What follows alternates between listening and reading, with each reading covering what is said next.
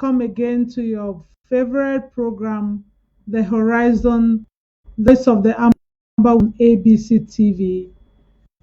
I am Rachel and I'm pleased to have you all on board today. I can assure you, wherever you are, Australia, in Europe, the Americas, that today we have a very full package for you. And please just hide and use the link that has been into several forums to share and bring many of us on board. This has been a very pregnant week that has been very pregnant, and there's a lot of information that we would love to share, and we will equally appreciate your contributions, your concerns, your questions through telephone calls. Once more again, you are on the Horizon, the Voice Amber Woman on ABC TV. And today we are still told not all routes leads to Buea, and the need more than ever before for collaboration. Everyone is talking about it, from the United Nations to Amazonia to Europe, everywhere. Everyone sees the need for people to come together so Amazonian could cry, should shout hallelujah and thank God Almighty for their homeland. And we want to equally appreciate, I just say it here, the efforts of our interim president, Dr. Samuel Sako, for the wonderful work he's been doing, and I applaud him and the marvelous team of ACT for believing in the Swiss talk and taking this opportunity, for which right in the middle of New York, Swiss talk mentioned as a way, as the beginning for any form of negotiation. We just want to appreciate him. I appreciate him, and I want to thank the ABC team for being there for us today again. And with me now in the studio, no other than the mother in the house. I will call her that for the marvelous work she's doing as well. Ma Patience, Dr. Abiedu Patience, with whom we are going to dismiss information as far as possible. Thank you very much. And with me is also Comrade Fon, doing a marvelous job as usual. So today, just sit tight and get water, get a drink, get a popcorn, and let's begin. My patience, you are welcome. Thank you, Ma Rachel. Good morning, good afternoon, good evening, my brothers and sisters, fellow Southern Cameroonians, Amazonians from all over the world. I extend special greetings to those of you in our homeland, motherland, Amazonia, and also those in Ground One. We are pleased to be here today to keep this connection going with you, so you know you're not alone in the struggle, to bring you information that could at least uplift you to know that this journey may be long, but there's a home that we are going there. There's a final destination, so that you don't feel lost, you don't feel left alone. And I also want to appreciate our president, President Samuel Ekomisako, for all the marvelous work he's been doing, and that people should not forget this fundamental fact. I've always said this, and I will say it now at the introduction, that after our previous president, Ayub Tabe, was abducted and taken to that other country, if we didn't have this leader in the name of President Sako to take over the struggle, I think we will not be here today. So I want to say I thank him for his sacrifices. There may be lots of people there that do not care about him for one reason or the other, but they should at least appreciate him for keeping the struggle alive. Thank you, and I greet all of you. Ma Rachel. My patience, thank you very much. Really, I don't know. I used to say to myself that I'm somebody that I don't just really use a lot calling names and everything, but there gets a time where you have to, you know, take another bend and begin to say yes. When you talk of our press, I remember the day we in Berlin with so many of us not knowing, that confusion period. And looking at him, he was so steady and with some kind of deep vision in his eyes. And I just said, wow, well, let God do the rest. So I am really like smiling and being so happy, putting on a black and white because it's either white or it's either black. No way you can't cover it. And when it comes, as well, we hide pregnancy with a calabash. So um, I will commend him and efforts he has really been doing with the marvelous team he's working with and our boys on ground, the great work they are doing, hoisting the Amazonian flag, hoping for other land, relentless, and really each and every one of us, anywhere, whatever thing we are doing, if we are here to talk um, to talk about what has been happening, what is going on around the world concerning our liberation struggle, I would say it is really a God ordained revolution. My patience, we have been looking Yes, so through we've been looking through several documents these days, and it is nothing other than to smile and to comment the hard work that each and every one has been putting in their own small way for it to surmount to where we are today. Let's just comment, we have from the German ambassador in the UNOCA a few days ago.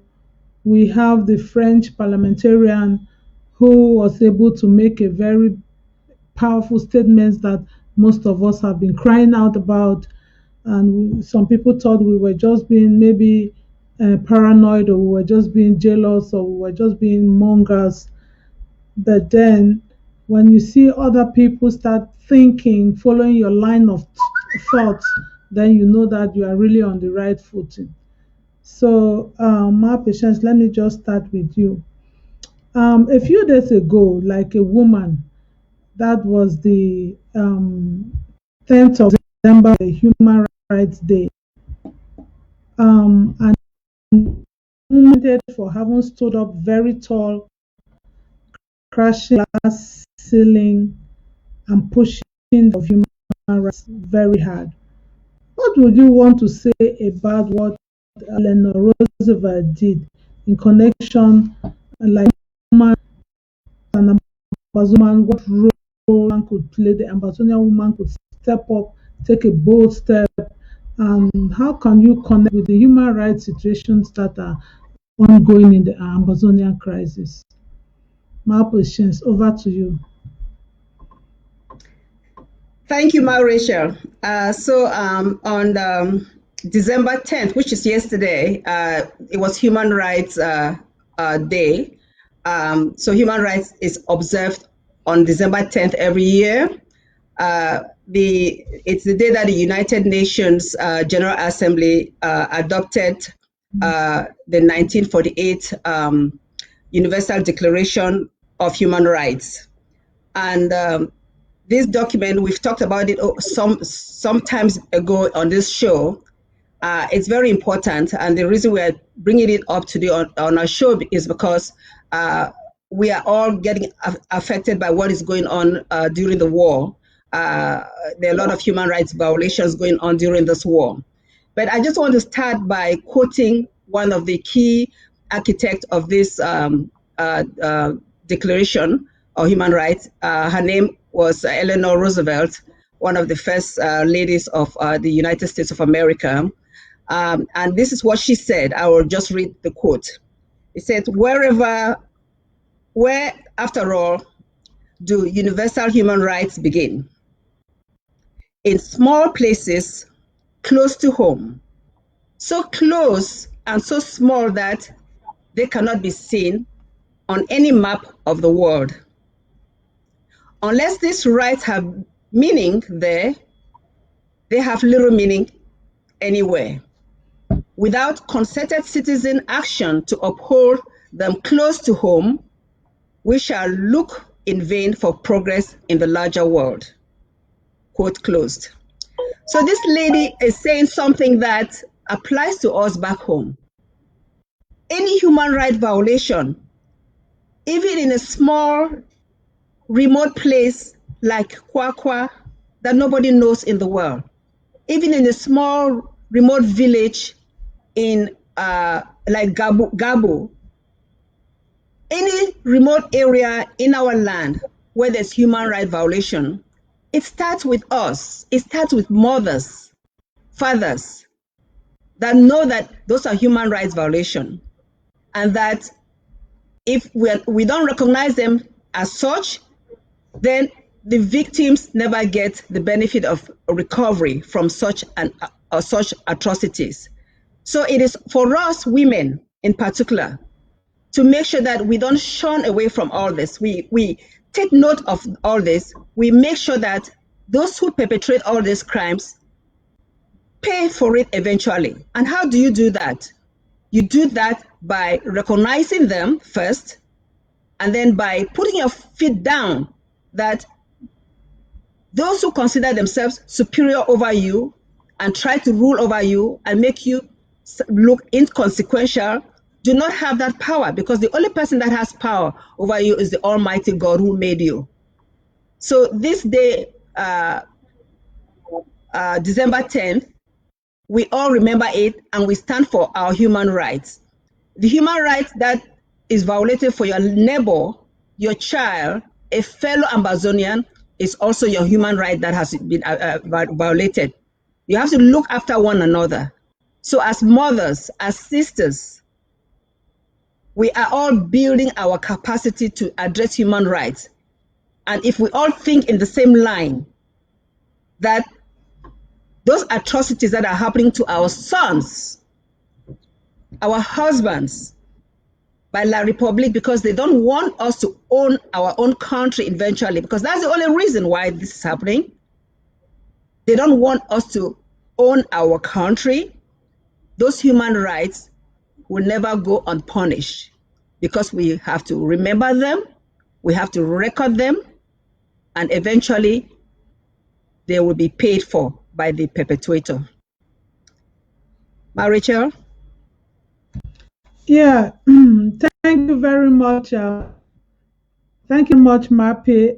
We are probably having some synchronizing problems, but we thank God that our voices are being heard. And I would just want to take a little bit on what Eleanor Roosevelt said.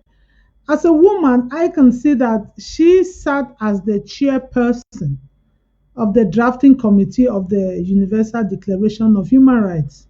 You know, most of us today, women, we are shying away from our responsibilities. We think that somebody else should be able to do it for us. But it's high time every woman should aspire to do something to the human race.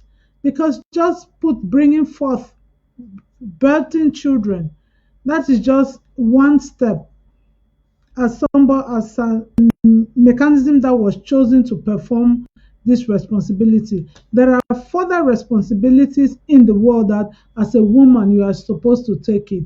And this point in time in the 21st century, where many women are standing up selflessly, I mean selflessly, not women that are doing something because they want some kind of recognition to follow their name or whatsoever.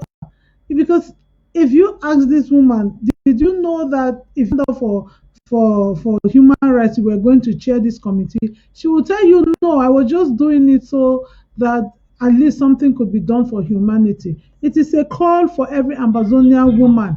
You get up from your couch, get up from your sofa, and begin to do something that will make Amazonia homeland not just stay in illusion, not just on papers, not just on discussion tables, but to really come to to reality, really.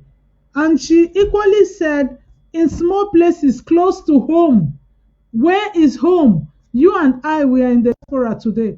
From time to time, you will see somebody who will ask you, when are you going home? When last were you home? Are your parents okay? So you begin to notice that that comfort that you are finding in some place where you are, maybe in Europe, in America, in the Middle East, or wherever, you will remember that you are not home.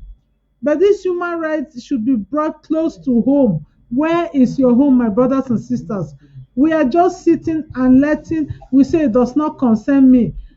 Are you sure that even that land that you are protecting down home, down there, the business you have built for yourself, the empire to make for yourself? If this, God forbid, if thing does not come true, do you think you will ever be granted visa in any embassies of La Republique anywhere to go and see that thing that you are now claiming to be yours and not fighting for homeland that you should really stand up for? It is really food for thought for many of us. You know, mothers are burying their husbands, their children, their sons and daughters. Really, it is something that those who are in the Western world, who have the right to talk, of communications, freedom of speech, and whatsoever, to really push forward so that those back in Amazonia or in other parts of the world or in Africa could also benefit. So I will not want to talk too much on this. It's a we discussed here on the horizon when we were talking fundamental human rights, rights to life, rights to education, when people said, should go to school or should they not go to school. So we are just calling on us women, women in the house, Amazonian women, wherever you are. If you are looking for homeland, it's time for you to stand up and start doing some things women like Eleanor Roosevelt did. And without taking much of our patience, Yes. Can you hear me? are you still there? I'm Yeah, here. I just to be sure that you are there before I take to the end of December. You know, our German ambassador has been saying lots of things, many things these days that we really need to go into. I think we should go line by line. Um, you know, the ambassador Gunther Stauter, who is a member in the Security Council and responsible for the United Nations organization in Central Africa. I just got that some people say some things. The French version is a little bit controversial to what is in the English version, but unfortunately, we did not see the French version. But I believe what we have will equally take us far as our revolution is concerned. My patience, I will just hand over to you. Could you just give us a countdown on what you heard or you read that Gunther Sauter mentioned in his presentation, international Yes, um, session? thank, thank you, Ma Rachel. Looks like we may be having some small technical issues.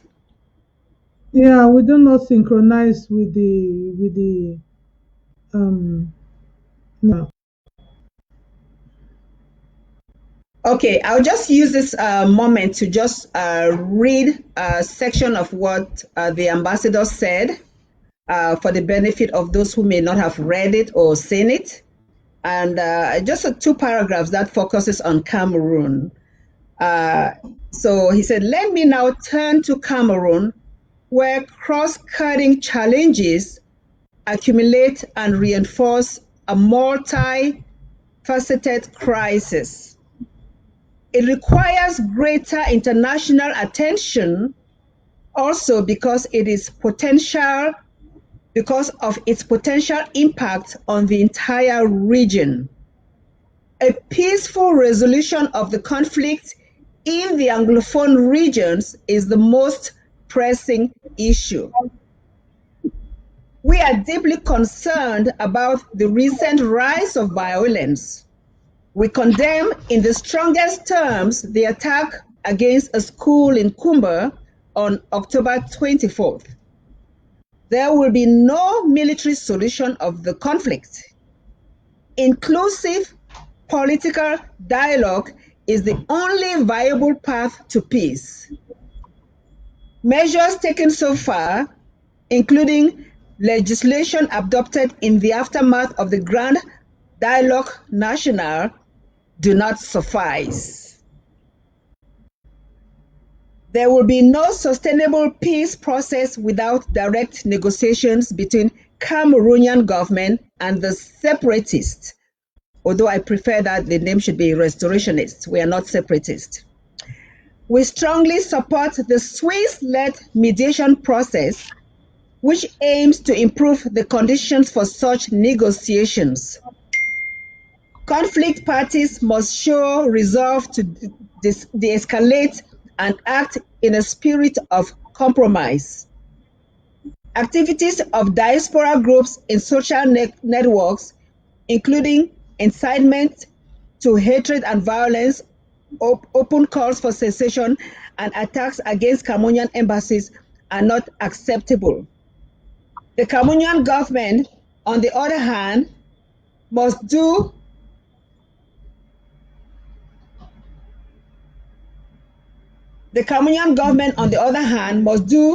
to address the legitimate aspirations of Anglophones, including taking concrete steps to strengthen regional self-governance. So, my Rachel, these 2 paragraphs has a lot of information. First Yes. and foremost, are you getting me? Yes, ma. I'm getting you.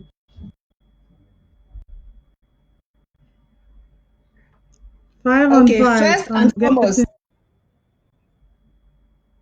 okay, so we do appreciate Ambassador Gonta Salter for these remarks during the UNSC, United Nations Security Council meeting on UNOCA 2 days ago. And it means that our plight is really getting international recognition. And for that, we should really be thankful. But if we Yes. go detailing into the document, I want to start by one part that is for me, very important.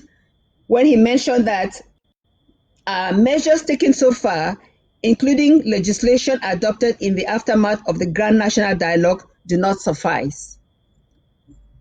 Okay, so we know everything. We already know about the Grand National Dialogue, where they had us giving the special status and all the other conditions of recovery and disarmament and elections. Those were all those were all proposals that came from the Grand National Dialogue.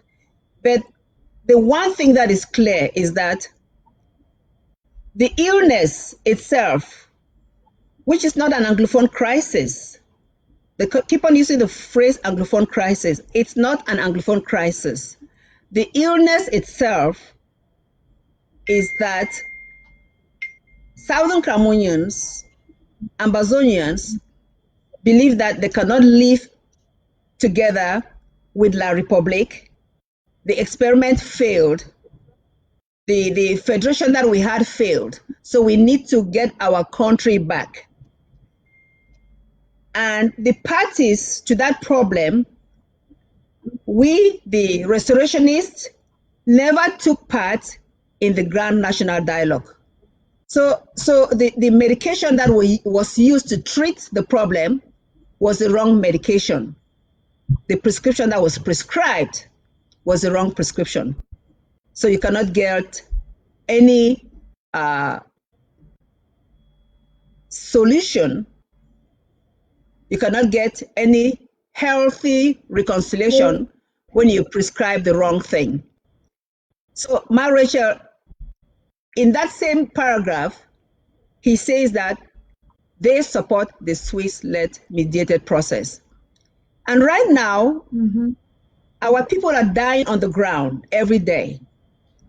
If that is the only process that is right now on the table, supported by many international organizations, why is La Republique not pushing for it quickly? And I want to just tell our people listening on the ground that you have to feel confident. You have to feel that, yes, you have a ground to stand on. Because the challenge is this. If La Republique really believes that they have the right to prescribe. Mr. Haftar.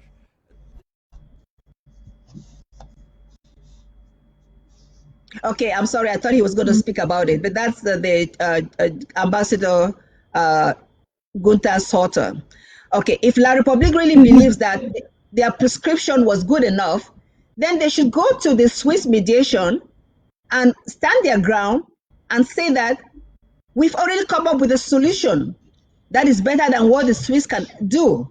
It's going to be a conversation that is sit on a round table as equal partners and talk so that all the killing on the ground will be abated. Ma Rachel, I don't know what other thing you took from the those two paragraphs from the ambassador. Yeah, really, the ambassador's message to me is really full of so many things. Times I'm very, very particular words. You know, who say Germany remains deeply concerned about humanitarian crisis.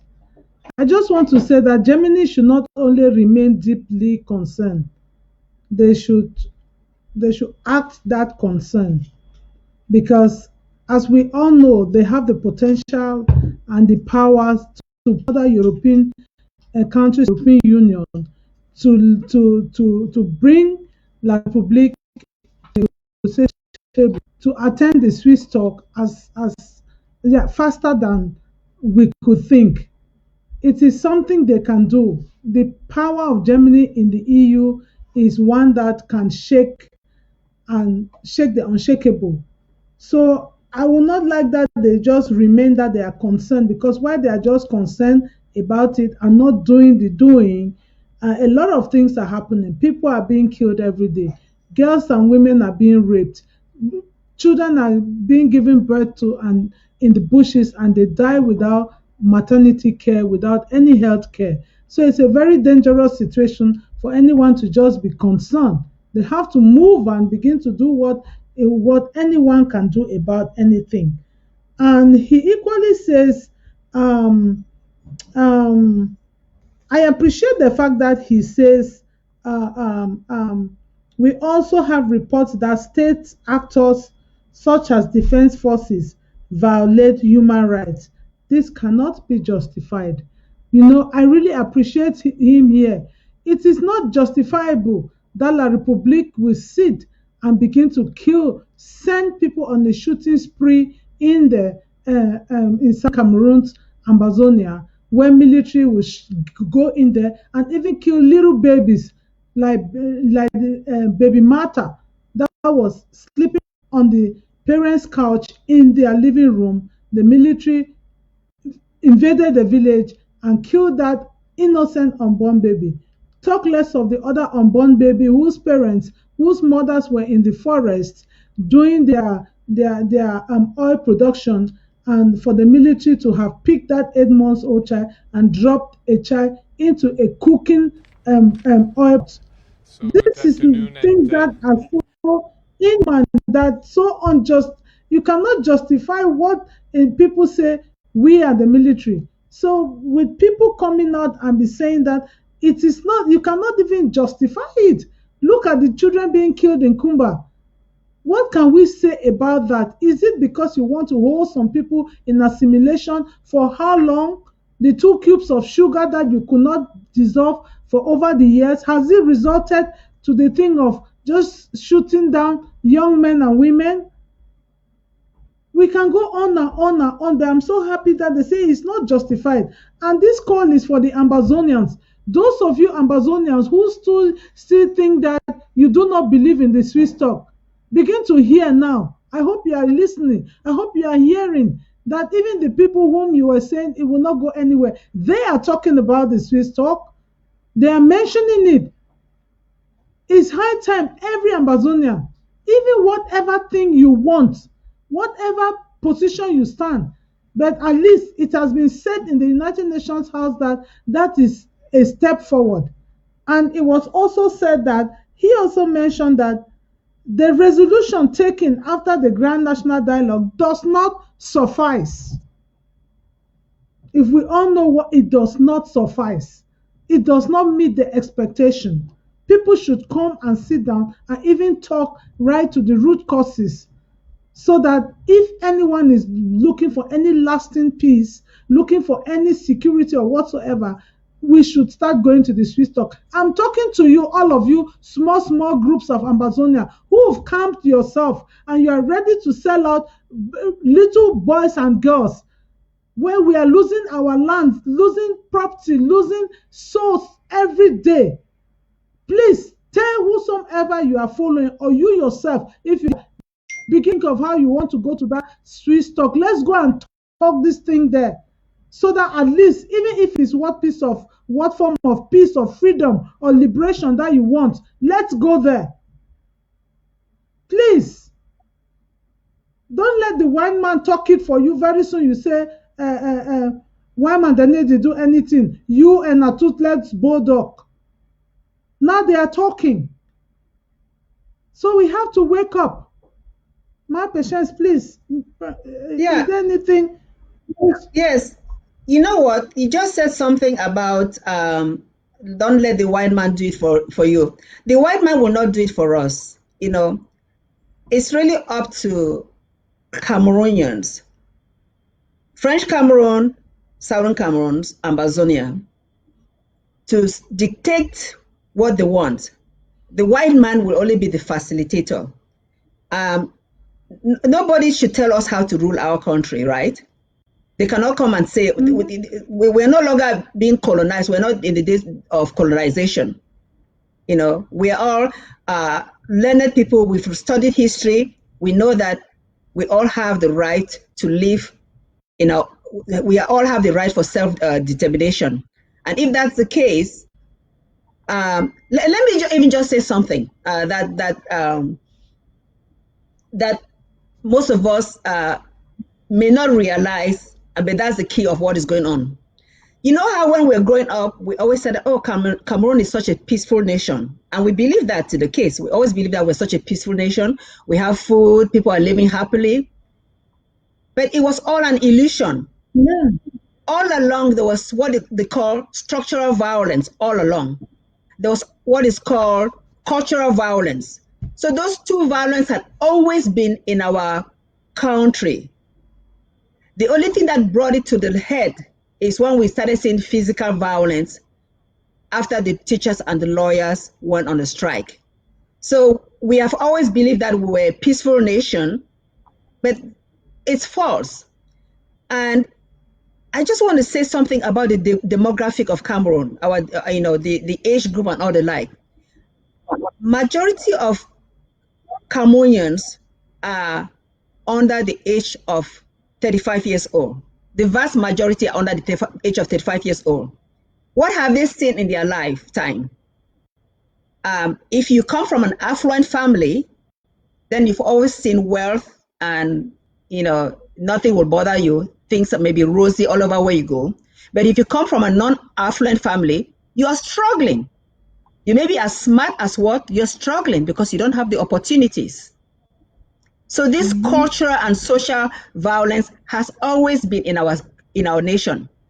Then those who are older than, let me say, those who are even older than uh, 70, 80, they probably know the history of the former British Southern Cameroons, how things were when there was government based in Buea.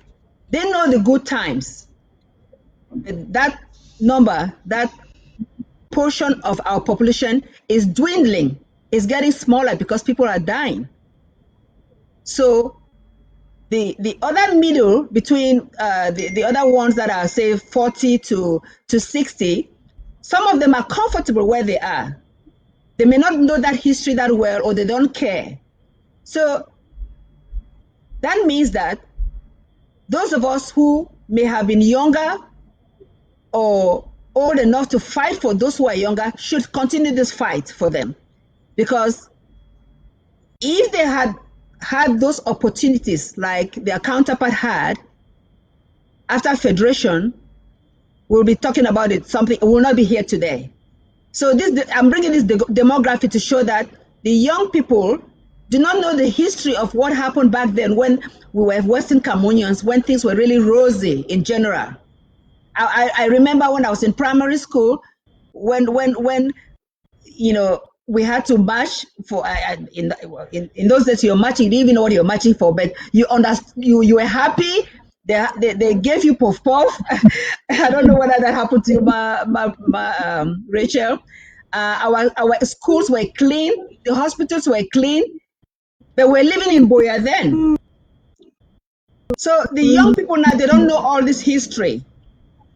And so I'm saying that things have changed a lot from 1960 to now, where this violence, structural violence, cultural violence has been brewing for years and years, and has just manifested as a physical violence 4 years ago, and now we have a full-blown war. So without going to the table and discuss the root causes of the problem, without discussing the root causes of the problem, there can be no solution. And he also mentioned in his write-up that it cannot be won militarily, right? There's no military solution. So La Republic is lying itself. If he can send all the armies he wants to kill all our people, that will not solve the problem. Rachel, over to Thank you. you. Thank you. Yeah, thank you, my patience. Really, it is really true. You can kill because I see somewhere here where the other equally said um a peace resolution of the league in the he mentions anglophone, but I would say in the southern Cameroon's region is the most pressing issue. I like that one. It's the most pressing issue, which Absolutely. makes it that something that everyone should stand up in that region. If you go through some of the papers where they read that land is in a strategic place between West and Central Africa.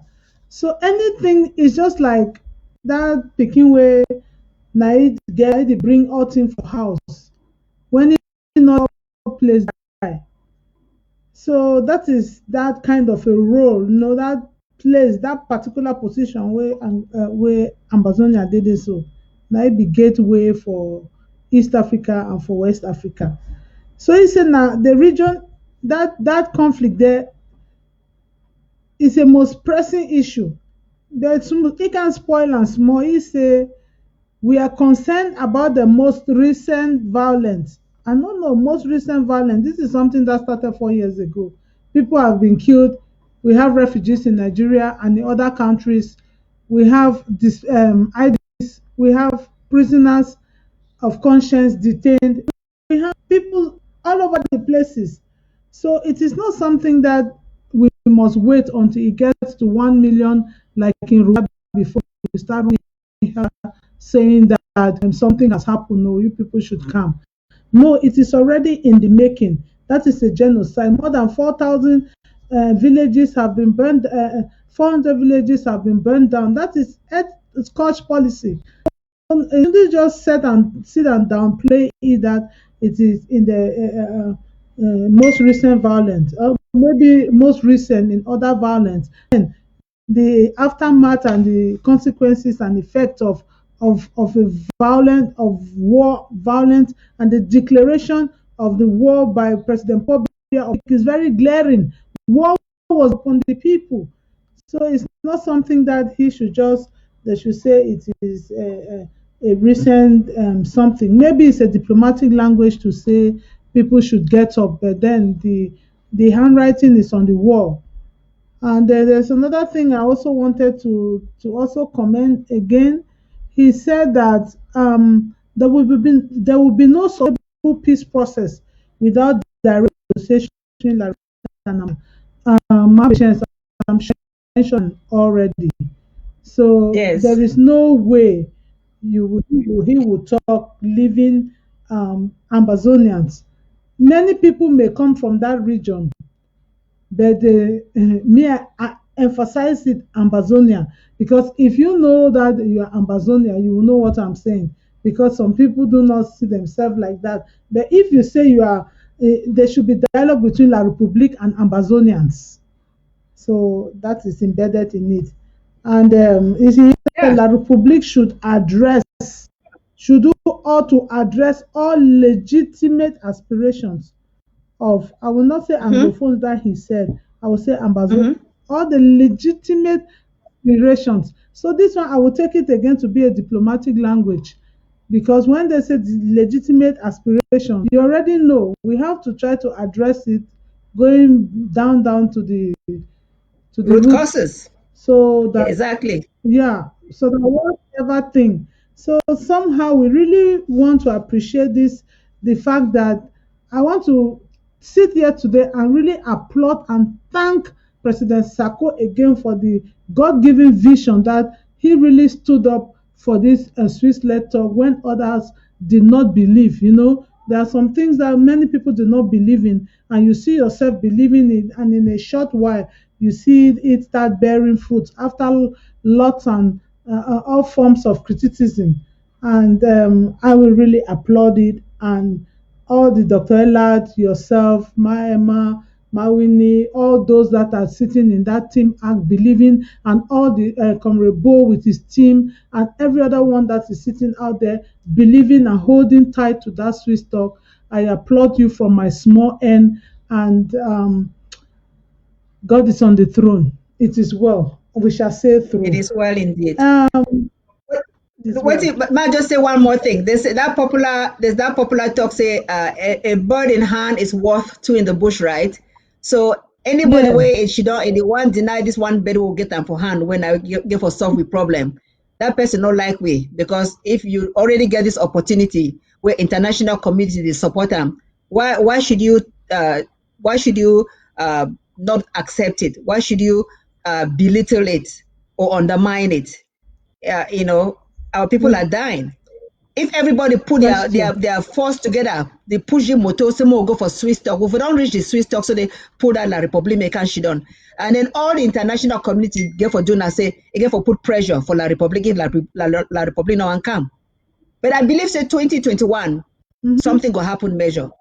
God they on our side. 2021, with after all this talk with all Yeah. this we international people that they talk like this, 2021 we should have some more defined achievements as far as this Swiss talk they go. Mm-hmm. Yeah, Mape, you don't just talk and more reach for the small talk where we see this French ambassador an adult. You know, some talk to the way, this is the horizon, the voice of the Amber woman on ABC. The women are coming to you big time. We are bringing to you facts, not things that we just created. It's not cocoa soap. We are bringing to you savon. So please, ladies and gentlemen, these are facts. Maybe you have read it because most of the articles have been shared in most of our forums. Maybe you also watched the interview. One of our sisters also did it with the French ambassador, where he said about where he himself, when we are talking about the white man, there was a statement we just made here that the white man will not come and do the work for us. He wouldn't come to do the work for us.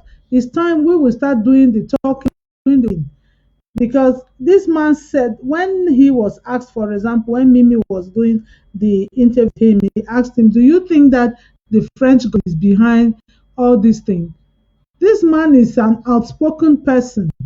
But what did he respond? He said he does not.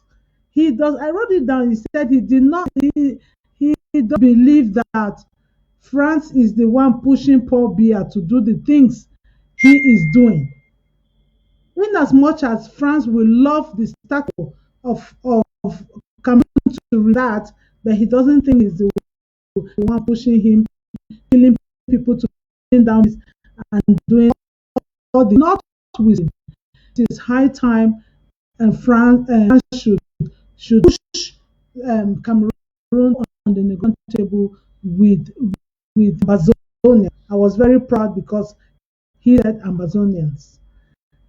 So, mothers and sisters, Ambazonians, we should not let people write our story for us. People should not tell our story for us. This is the problem we've had all over this. We've let people written for us, people spoken for us. The time has come. My patience, please give me that other statement that where that ambassador said. Give that, or let me give you that statement to say it. What did he say concerning dialogue? Oh, you're talking about the MP, the Sebastian Nado, the MP Yes, of yes, the yes, France. exactly. Yes, Okay. sorry. Yeah, you know what? Yeah. This is interview with Mimi Mefo it was eye opening. I really applaud him for his honesty. And uh, one thing that came out from it right away is that he called Paul Biya a dictator. When Mimi asked whether he was going to visit Cameroon, he said, well, he has never been invited, but he knew that Paul Biya was a dictator and he doesn't really care much about dictators. And and the the fact that he was bold enough to really call Paul Biya a dictator, it means that he's not afraid of Paul Biya, right? He's not afraid of Paul Biya. Mhm. Um, and there's other something that he said that I really applaud him. He said that what that France. You asked the question. You mentioned something that he mentioned that France is not contributing towards this problem, but he answered it. He said it in an indirect way, because he said two things. First, that before the elections, right before the elections that took place, where Kamto won, but Biya was really the president. Their election, which is not really our Mhm. problem, by the way. But when that elections, before the elections took place, France should have, Macron should have told Biya that you are too old to run for presidency, right? You're too old. Step down, let other people run. I wonder what would have happened if they had different candidates at that time and Biya was not a candidate and they had other candidates. And what if they had a candidate? Akere Muna was running at that time. And I was in the back of my mind, I was thinking that maybe this is a ploy. Maybe if Akere Muna wins, he's from Southern Cameroons, maybe they think that that will pacify the situation. We'll think that, oh, an Anglophone has won, then we don't really have to continue with our problem. But that's besides the point. He said that Macron should have, France should have uh, pressured Biya not to run, knowing that he's an old person. But the only reason they didn't do that because they like the status quo, right? They like things to remain the way they Mhm. are. If President Biya stays in power for another 5, 10 years, the better for France because they are reaping the benefit of a very what is the word corrupt regime where they have the upper hand. They have businesses in Cameroon, the oil business, timber, and all the like, and they are ripping our resources on a daily basis. They have access to our resources, and so the status quo favors them. Was it not Mitterrand that said that if Africa was not there, France will deteriorate into a third world nation. So this is You what is can't playing say right that. now. You can't say that. Jacques Chirac, yeah, Chirac, sorry, yeah, Chirac. So this is what is playing right now.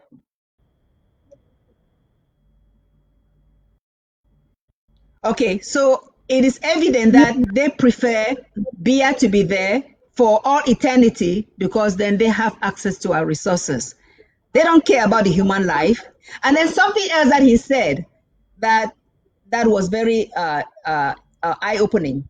When Mimi asked him why France is not doing anything, he said that usually France uh, will intervene in any country. Their diplomatic processes have to do with either humanitarian or economic. What are the humanitarian aspects or the economic aspects? But in this case, France overlooked the humanitarian problems and is more interested in economic benefits for France. And that's why they are Yeah. quiet. That's why they are quiet. So I would say that in all accents, the death of thousands of Amazonia is also, their blood also is on France because of the accord, the agreement that they had before we ever became part of this equation. France controls La République du Cameroon. La République du Cameroon is a special status to France, right? It is a special status to France. And then we are supposed to be a second special status. Hell no. That's what is going on. And I think he said a lot. Yeah, no doubt. No came that status they gave them from France. They want to hand it over to Amazonia. Oh God, special status. I don't know. My appeal to all of this is to fellow Amazonians. If you know say they be born you, they bury your Nitong. They bury your Nitong for that land where they call and say Amazonia. Southern Cameroons, go back Amazonia, Southern Cameroons, West Cameroon, former British Southern Cameroons. If you anyone way you choose them, as you know say you Nitong dey for that place, me you stand how you go do get bank account, then you take your pin, you give am for some person may hold the pin for you. When una think am una say sef, dem dey call una say make una come make we go know how wey na you go dey control the cocoa when harvest don come, the coffee when harvest don come, all the thing dem. So dat na you go fit talk your own thing how you wan make e be, na you fit decide. You say no, make I wait first, make the person come first before I start talk. No be so, no be so dem dey do. E just dey like say you all man dey go Sacred Heart, go Sase, go Bishop Rogan, all man dey go Luot, all man dey go Seka Baptist, then you dey carry you dey send you for CCC, comprehensive, all those things. Then when you start wan ask am say papa why e be say na for dis school wey una dey send me now, dey start beat you everyday. Dey talk say if you no wan sef for go the school, can sit down for house. You go ask question. And then when you see some person wan come say okay, time don reach now wey dis pikin get to go dis school wey dis other pikin dem too dey go, then you wake up talk say no, I go manage the one wey I be first dey there. Make una just fellow Ambazonians, we need talk for here na because say me I get something I wan go take am for Ambazonia. If you ask me, no, but as why I don come for dis Europe, for Wyman country, I don come know say e finally every person get im own one. Because for here dem dey ask you say which day you dey go home, when last did you visit your home, your homeland. The way dey go put you the question sef, even if you be na governor for the country wey you dey there, e no go fit still stand. Even Arnold Schwarzenegger wey e be comot for Austria here go for America go be governor for California, e still come back, e dey for a country for here for Austria. E fit say e no fit go stay for place wey be don be governor. So make una begin dey try, especially now wey dis our Swiss talk don go reach for the place. Make everybody try, make we join hand. Even na which one wey you want am, make una calm down, make we go talk the talk. Mape, another crime. now You- for our women then. yeah. I want to just Um, say, so, Ghana- mhm, Rachel, before you go for the next one, I just want to say, still for this talk with this parliamentarian talk, the MP talk, Sebastian Nadot. You know, mhm, we more also give you credit. He say uh, the best way for solve this problem for people that for sit down for round table, right? He is the way round table. When you go for round table, mhm, everybody be equal. And he say the parties the way they be involved, people then if you talk for people the way they be locked up in jail, right? If you go ever talk with people the way they be mhm, in a free land. So that means La Republic and the restorationist leaders where they did for diaspora. He used the word diaspora several times. He said with diaspora they really be educated people. He said a lot of diasporans they be educated people, and I know the same people the way they did for we land or homeland. He said Ambazonians in general, Cameroonians they be educated people. So they fit solve this problem yeah, themselves. They go for sit down for round table, but they emphasize, say the United Nation, the European Union, United States of America, and maybe the African Union. So some international bodies that get yeah, for be there for facilitate the process. So many people they don't really talk now say the only way for solve this problem now forget that negotiation process going on. So all this thing where La Republic don't waste more than 1 year after the Grand National Dialogue, which happened what last year, September 2019. It don't waste one whole year. And during that 1 year, the number of deaths they even increased. They start killing with people more and more. Operation Clean Bamenda or Clean Man Bamenda, all those things. They kill with people more and more, and they continue to kill with people them. So mhm, when they say mommy them, papa them, picking them, when I get for just gather una self them. Una get una own small thing going. Una stand for the justice for una people the way they don't die. Stand for justice for una self because that land, Southern Cameroon, now una land, now una inheritance. May una not give up for anybody else for take that land from una. So this now good talk where all this other white man that they talk, we they call them white man because now white man, nobody say they really be superior over us. Unfortunately, now them get power right now for do certain things for on our behalf. Let's be the ones to decide how the things will end up because now we final decision for make. yes, so Mape, and they still talk for some place say the German ambassador Gunther still talk say there will be no military solution to this Yeah. conflict. No military solution go fit be there. So it's not a matter of going about killing people, burning houses, na it go solve the problem. Because everybody will be involved for this conflict. No, even the people for Wyman country, more put and so na so the thing dey because na dem be done for 1884. They divide the Africa. Na dem be calm, na dem be colonize, na dem dey plenty for UN. Na dem dey take the decision. There is no way we can put them out. They'll always be there. That's why sometimes I say, no, we should not be screaming at this international organization because, according to, at the end of the day, they would be the ones that are still talking. Because for me, I know the vision that I had as far as this revolution is concerned. First of all, it wasn't even everybody. This thing that is coming out from the UN on the 9th and on the 10th for these few days is telling me that it's going to come. Whether people like it or not, they will just wake up one morning. The declaration will be there.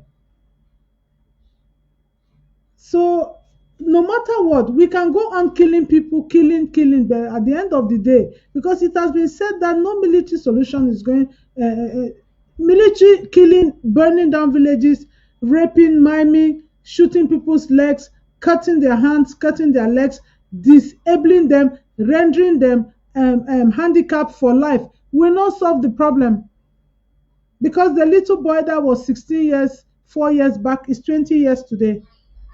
The one that was 20 is 24 years today. And if at the end of the day you think that you will kill and kill, they will still wake up to say, but since we started fighting this thing, nothing has been done. we will keep fighting.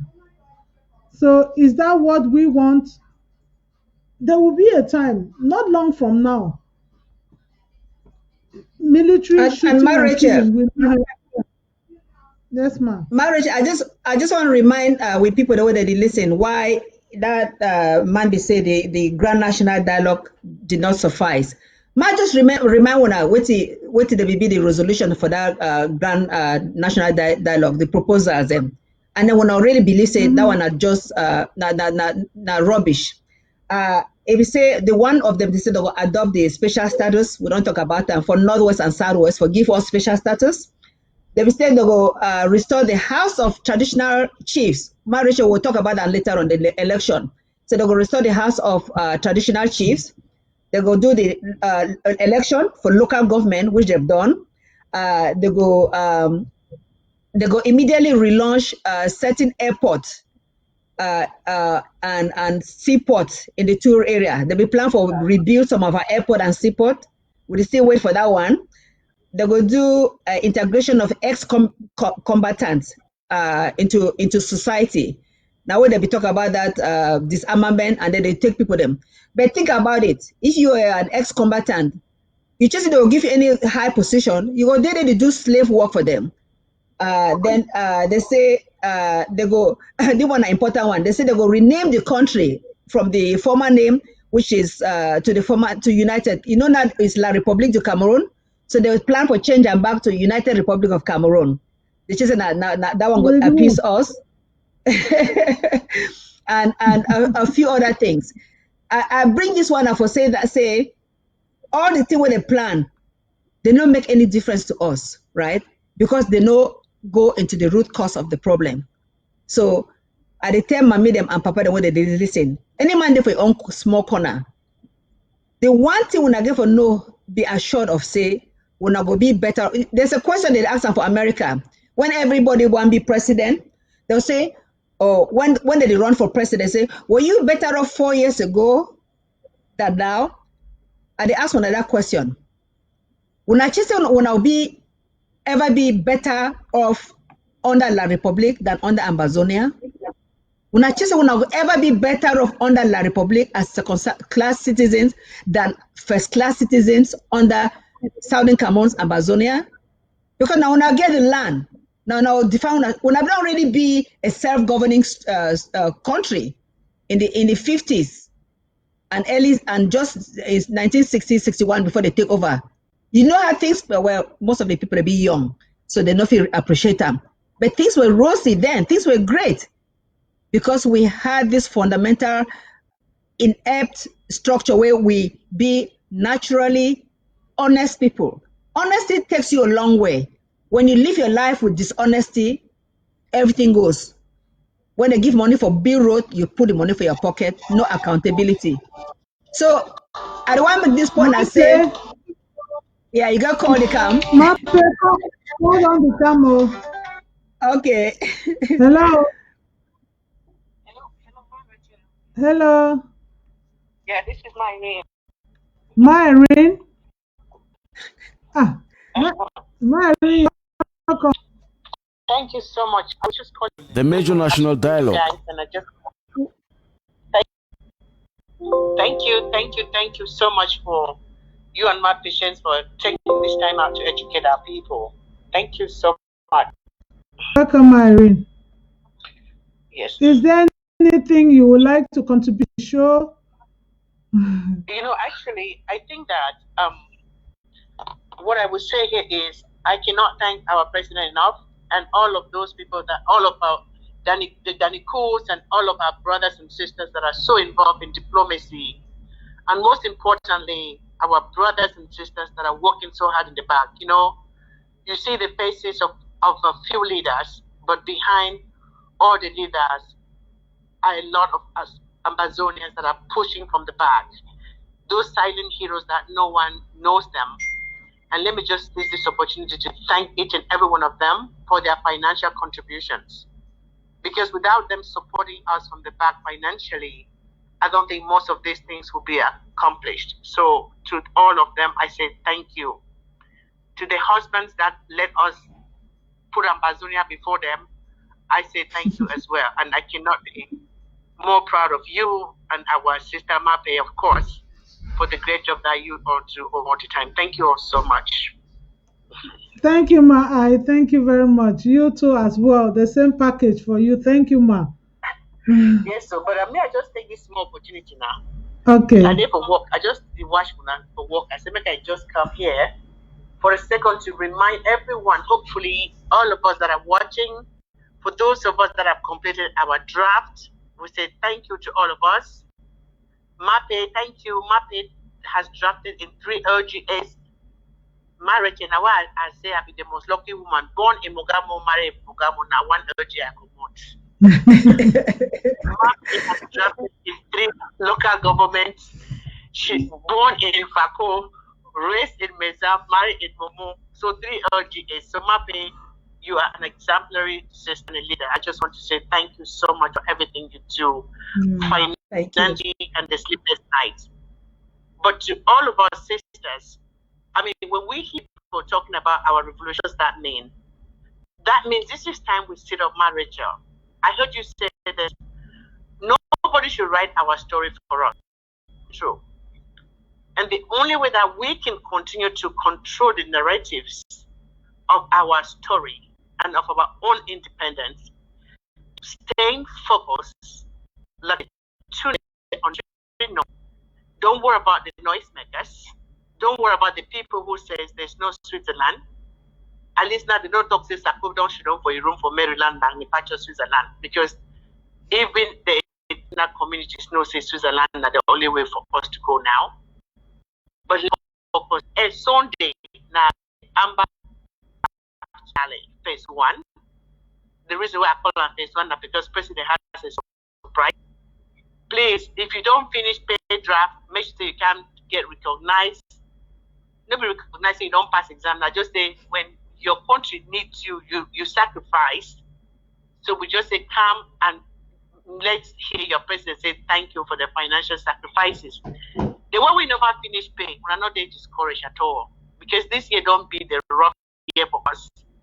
We'll still continue to the push to go until we get there. So I just wanted to come in and chip that 7 p.m. Amber time on Sunday, we are going to have the Amber draft finale, phase 1. And we encourage everybody from every local government, make you come join us on that Sunday. Thank you so much, my Rachel. Thank you, Ma. Thank you very much. Thank you so much, my sister. Thank you. Ma just talk some small thing about this draft. I want add some small thing for my so other person to call. No, I just want to add say, if you are a true Southern Cameroonian, a true Ambazonian, well, you know they for ground zero, you know they for ground 1, you did live for diaspora. Think about it carefully. People that they sacrifice, they don't sacrifice their life. Ambazonia boys them, our sons them, they don't sacrifice. The ultimate sacrifice in their life. If you there where you never give $1 single or £1 or 1 penny or whatever the currency there for place you there, you never can for this struggle. What did you think? Either you don't believe in it because you're not really an Ambazonian or Southern Cameroons, or you are there pretending. People think that you are for it, but you're not. Or you don't have. But if you don't have, how can you not have? How can you not be able to sacrifice certain things that you have to be able to pay? So what I'm saying is that everybody can make a sacrifice. Everybody can make a sacrifice and take part in this process if you believe in it. And why will you not believe in a free Buea? Why would you not believe in a free Buea? Where you can have the country that you yearn for. You can build the country that you yearn for and not stay as a second class or third class citizen in La République. You know, your special status, you're really a third class citizen because France is the real person that controls La République du Cameroon, and then La République du Cameroon will control you. Is that what you want for your children and your great-grandchildren? Maybe you're there comfortable now, but what about future generations? So please pay your draft. Pay your draft. Please, please pay your draft. Ma Rachel, over to you. So let me just thank you so much for really saying that. You know, I think one of the things where we don't talk a lot now, us, right? These children, they yearn to have a country. I heard you say something, say, they ask them, when time you home. What is that telling us? It doesn't matter how much time you spend here in the diaspora, these people still know that this is not home for you, right? So let me tell you what my daughter asked me the other day. She said, Mom, you're thinking that this is about you. It's not about you. Maybe I think I called you after that because I had the tears in my eyes were so much. She said, do you know that we've been deprived? I would love to go back and just limp ease or anything, but Mom, because of your activity, I can never go home. And I said to my daughter, there's no home anywhere because when you get there, you're a second citizen. Yeah. So what you need to do, your generation, is to join us, understand why we are fighting. You know, one of the guys, Yangwadai here in Dallas, I'll never forget him. He always said the harvesters, planters are not necessarily going to be harvested. And have to start thinking, it's not about us, it's about these children here. And those of us with sons, we don't want them, make they can't smash their neck, make them die like George Floyd. Because at the end of the day, when you born picking for this diaspora, you be black picking, they look you, it don't matter what you do, they still look to be a second class or third class. That's true. Why we want to live third class for our own country? Why I know what for time we can feel comfortable, even speaking on we own TV. If we did with like for we cannot even dare speak our own pidgin, right? Mm-hmm. So my dear brothers and sisters, and I challenge us, the women in this revolution. What sisters in this? In every situation when we were training the other day, you know, the women for permanent peace, we heard that sister say, in every negotiation table, they don't even have up to women or 6 women. So I'm challenging the sisters. Where are you guys? They're killing people in all our counties, in all our local government. We've become victims. We're trying to even raise money to feed people for Christmas. We even see the way come from that local government. See you for all the sacrifices, all of us sisters, my Emma, my Ended, my Manka, my Victoria, my Yaya, all of you sisters, my Marietta, the sleepless nights, and my Gertrude, all of us, my Jessica, my I just say too many that I don't want to forget anyone. That's a must. I don't want my Bridget Temple, all of sisters. I don't want to forget anybody. But the few of us that are here working so hard, if we had more, I think this job would be much lighter. So I'm challenging our sisters to just remember the pain of labor and join us, the other sisters that are already on the table. Mm-hmm. Thank you so much. Girls, I gotta run back to work. I have a conference call. Thank you so much. Thank you. Thank you, Ma. That was very, very powerful and really, my patient, really true. Yeah. A lot of things we don't discuss for here. Baby draft, women coming on board, and really, before that call came in, Mape, you were saying something, but they also wanted us to go to the German ambassador's mention of women being victims of war. Yes. In that region. Yes. Women being victims of this role of a woman here in this discussing things, what a woman, how a woman should do. We are now moving towards peace process, women being part of it. We are to capacity building, what women are doing. It's a lot of things. And we have educated women all over the world, Amazonian women. We need each and every one. Who am I talking? Who am I? Come to take the bulk of everybody that is here. It's just as big as the ocean that has given us each small role to play. Come with your own small role and let's see, like a woman, how we can equally move these things forward. Mape, maybe you have much to say on this what the German ambassador said about women.